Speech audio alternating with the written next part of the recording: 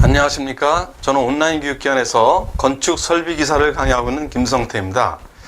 자, 오늘은 2014년도 기사 2회 경향성 문제풀이를 해보겠습니다. 건축 설비 산업 기사입니다. 자, 1번서부터 볼까요? 건축 1번서부터.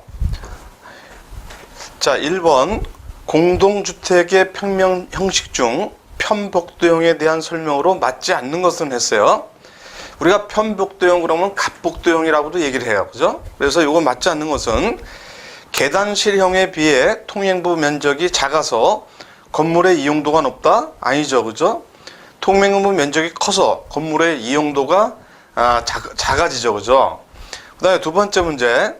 사무소 건축의 최상층을 이중천정으로 하는 이유 중에서 가장 중요한 것은 어떤 것이냐는 얘기죠. 이거는 단열과 옥상 슬래브의 경사를 확보를 하기 위해서 그렇습니다. 3번 문제입니다. 철골 구조에서 외부 플레이트의 두께가 춤에 비해 작을 경우 작용하는 하중에 의해 좌굴이 발생하는데 이러한 좌굴 방지를 위하여 설치하는 부재를 무엇이라고 하느냐는 얘기죠. 스티프너죠. 스티프너. 자, 네 번째. 상점의 진열장 배치와 고객 동선의 굴절 곡선으로 대면 판매와 측면 판매의 조합에 의해서 이루어진다. 이것은 주로 양품 코너, 모자 코너, 그 다음에 문방구 코너, 안경 코너 등에서 사용되는데 이것을 무엇이라고 하느냐는 얘기죠. 이거는 굴절 배열형입니다. 굴절 배열형. 자, 다섯 번째. 학교 운영 방식 중에서 종합교실형, U형에 대한 설명이 아닌 것은 했어요. 이거는 초등학교 저학년에 가장 권장할 만한 형식입니다. 그죠? 자, 여섯 번째. 주택의 거실을 계획할 경우에 고려해야 될 사항 중 맞지 않는 것은 했습니다. 이것은 두 번째. 거실이 통로가 되도록 배치하는 것이 동선 배치상 합리적이다. 아니죠. 그죠? 네. 통로가 되면은, 동선 배치에 비합리적이죠. 자, 7번 문제. 학교 건축에 대한 설명 중 맞지 않는 것은 했습니다.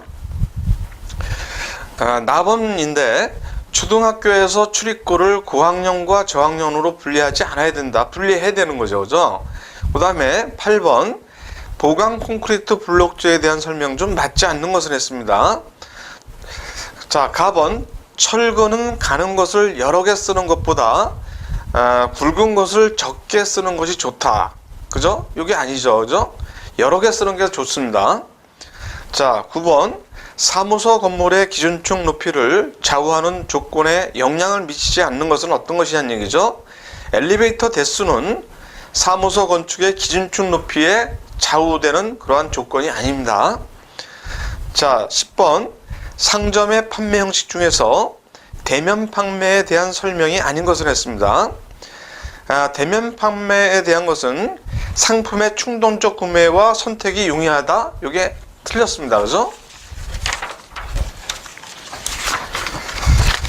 자, 그 다음에 11번 창호와 종류에 따른 기호 표시로 맞지 않은 것을 했습니다. 라번에 알루미늄 합금제 창이라고 그랬죠. 이거는 AS가 아니라 AL이죠. 그죠? 저 12번 벽돌 벽면에 발생하는 균열의 원인에 가장 영향이 적은 것을 했어요. 자, 벽돌 벽면에 발생하는 균열의 원인에 가장 영향이 적은 것은 과다한 병량이 틀렸습니다. 병량이라는 것은 우리가 그 벽의 수평 내력 지표로 사용되는 것이죠. 그죠? 그래서 어떤 방향의 벽의 수평 길이와 수평 길이의 합계를 바닥 면적으로 나눈 거, 이게 바로 병량 아닙니까? 그래서 벽의 수평 내력 지표로 사용되는 이 병량은, 과다한 병량은 벽돌 벽면에 발생하는 균열의 원인에 가장 영향이 적습니다. 자, 13번 호텔의 각 부분을 기능적으로 분류할 때 맞지 않는 것을 했습니다. 기능적으로 분류할 때 우리가 숙박 부분, 공용 사교 부분, 관리 부분으로 나눠지죠. 그죠? 그렇기 때문에 설비 부분은 아닙니다. 자, 14번입니다. 조적 구조의 벽돌 벽에 장식적으로 구멍을 내어 쌓는 방식은 어떤 방식이냐는 얘기죠? 영농 방식입니다. 영농 방식. 자, 15번 음식점 건물의 서비스 형식에 따라 따른 종류의 연결이 맞지 않은 것을 했어요.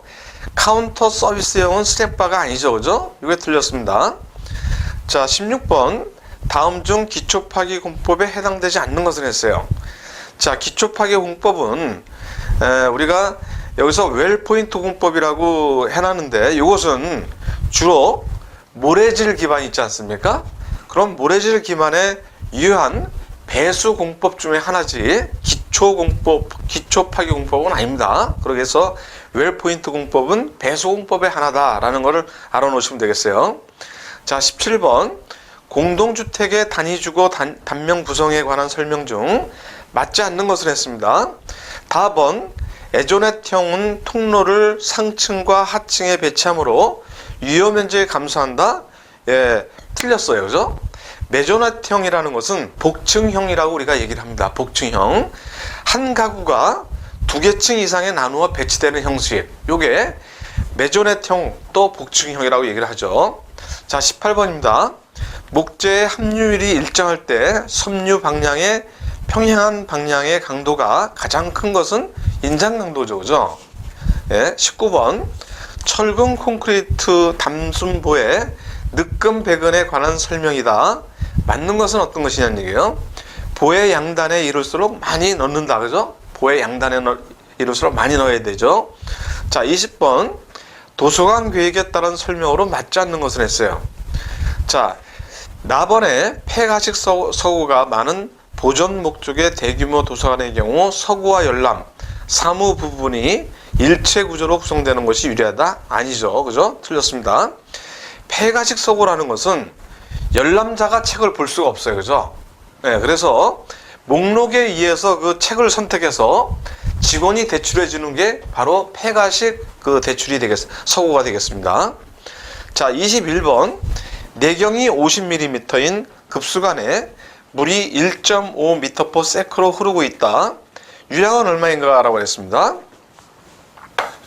자, 광경 D가 얼마라고 그랬으면 50mm라고 그랬어요. 50mm.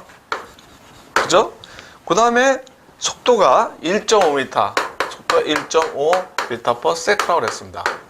자, 이거는 뭐 연속방 정식에 의해서 우리가 Q는 AV로다가 우리가 배우지 않았습니까? 이거는 뭐 여러분들이 뭐 잊어먹지도 않고 이런 문제는 아주 쉽게 푸실 거예요. 그래서 이거는 4분의 파이 D자승 V가 되겠죠, 그죠? 여기서 구하라는 게 뭐를 구하라면 유량을 구하라 했으니까 그냥 구하면 되네요. 4분의 파이 곱하기 0.05, D가 0.5니까 0.05 미터로 고쳐야 되니까 제곱 곱하기 1.5m/s, 그죠? 그죠? 여기서 뭐 미터로 다 해라 그랬네요. 1.5m/s요. 그죠? 그러면은 요거는 이제 제곱미터니까, 그죠? 제곱미터니까 요거 곱하기 요거 하면 세제곱미터/s가 되지 않습니까?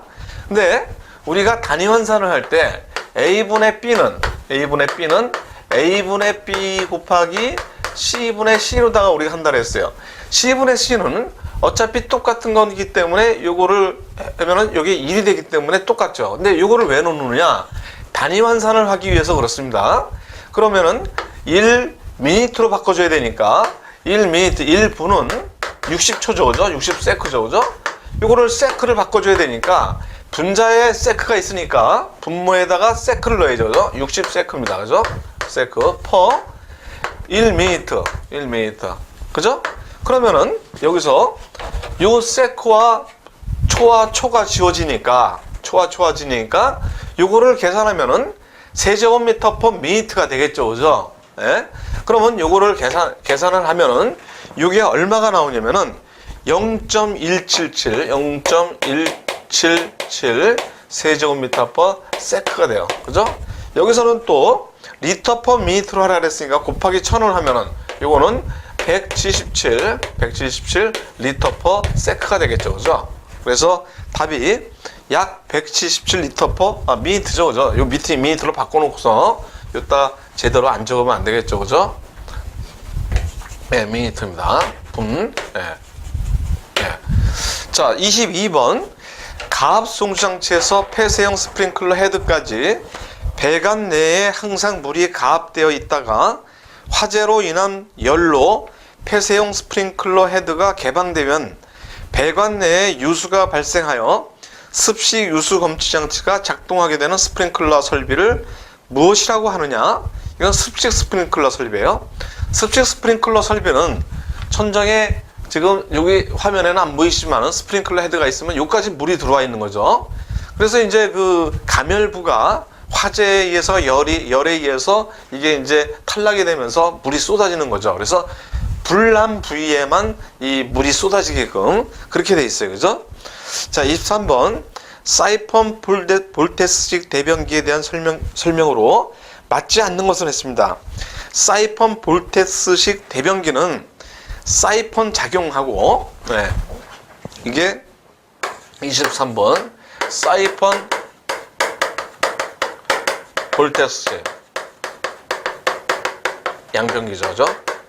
예, 대변기라고 해서 해놨네요.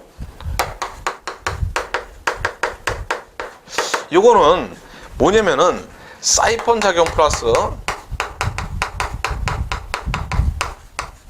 물이 이 돌아서 회오리로 해서 내려가는 거 있잖아요.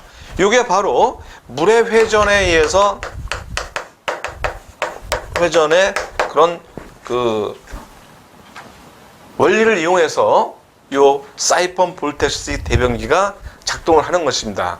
그래서 여러분들이 아시다시피 물이 사이폰 작용과 회오리로다가 돌아오면서 회전에 의해서 나가기 때문에 소음이 적어요. 그래서 여기서 보시면은 맞지 않는 것은 공기의 흡입이 나번에 보면은 흡입이 많아 정지 소음이 크다라고 그랬는데 이거는 흡입이 되지 않아. 예, 공기의 흡입이 되지 않습니다.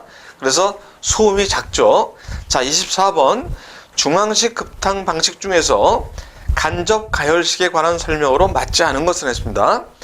간접 가열 방식은 고압 보일러를 간접 가열식에 대한 설명으로 맞지 않는 것을 했어요. 중앙식 급탕 방식 중에서 고압 보일러를 설치해야 된다? 아니죠. 이거는 직접식에 대해서 직접 가열식에는 어떻게 돼요? 직접 가열식에는 이게 그 층고가 있으면 그 층고의 영향을 다 받기 때문에 고압 보일러를 그 선택을 해야 되겠죠, 그죠? 예, 층고가 높을 경우에 이거는 간접 가열식은 열교환 방식이기 때문에 그런 영향이 없어요. 예. 자, 25번 생물학적 오수 처리 방법 중에서 생물 막법에서 사용되는 접촉제가 갖춰야 할 조건이 아닌 것을 했어요. 점성이 클 것? 아니죠. 점성이 적어야 됩니다. 26번 물의 경도에 관한 설명으로 맞지 않는 것을 했습니다. 자, 물의 경도는 나번에 보시면은 일반적으로 지표수는 연수예요. 예, 지표수는 연수고 그 다음에 지하수가 정수입니다. 그래서 여기 잘못되어 있죠.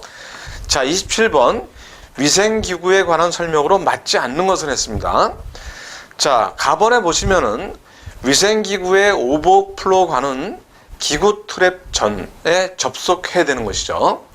자, 오버플로라는 것은 여러분들이 뭐 다 아시다시피 27번 이런 만약에 세면기가 있다. 그럼 여기서 이제 그 트랩으로 해갖고 P트랩을 썼다 그러면은 여기서 이 P트랩을 썼다 그러면 여기다가 오버플로가 이렇게 꽂아지는 게 아니죠. 그죠? 요 오버플로는 요 안에서 이렇게 해서 여기에 그 유출되기 전에 트랩에서 유출되기 전에서 꽂아지기 때문에 여기가 이제 만약에 이런 수면이 돼 있다고 했을 때 되는 것이죠. 그러니까 여기서 가번이 틀렸습니다. 자, 28번 급수 배관에 관한 설명으로 맞지 않는 것을 했습니다. 자, 급수관과 배수관을 매설하는 경우 급수관은 배수관 위에 매설을 해야 돼요. 왜?